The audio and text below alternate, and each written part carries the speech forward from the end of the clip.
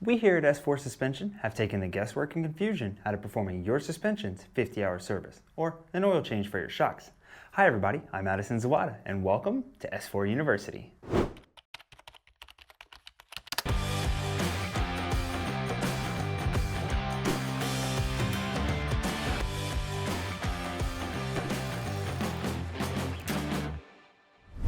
If you go by the book of your manufacturer, there's research to be done, things to gather, and typically a lot left over when you're finished.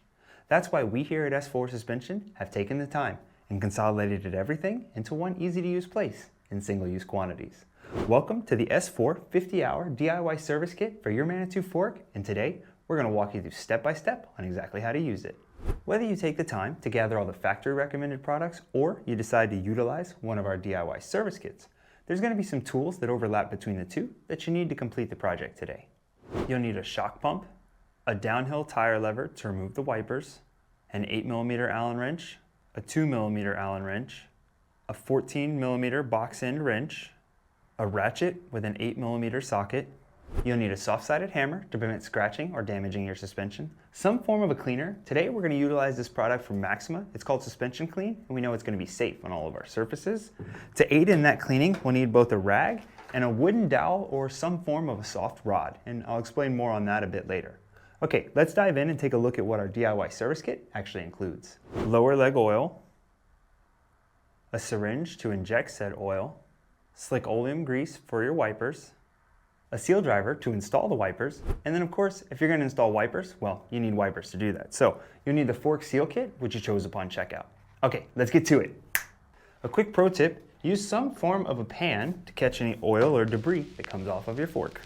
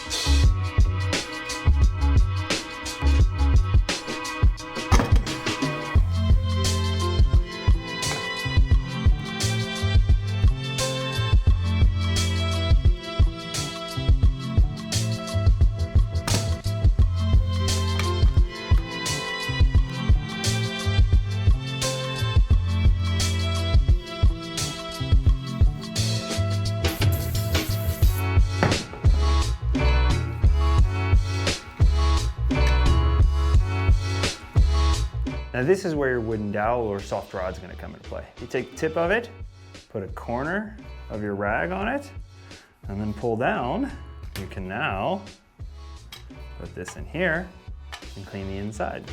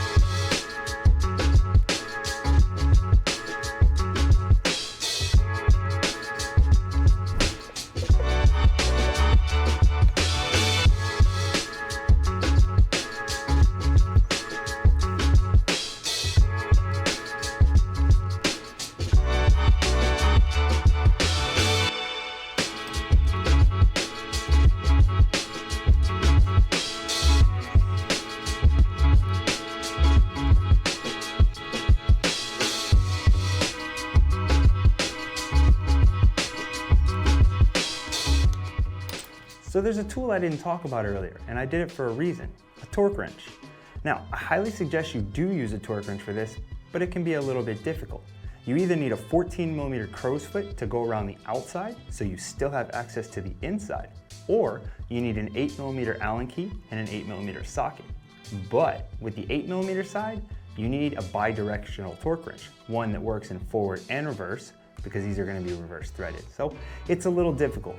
I highly suggest sourcing one if you can, but if you can't, you're basically going to go until everything stops and binds, and then just a little nip up after that. They don't need to be very tight at all. So there you go. If you can, use a torque wrench. If you can't, be careful.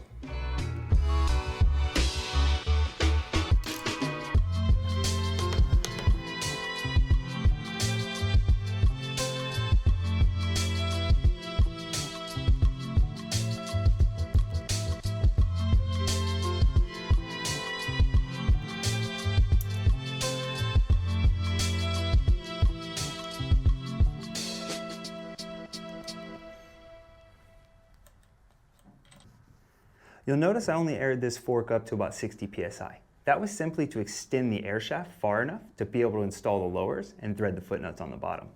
Because you just did a fresh service, it's now time to reset your sag.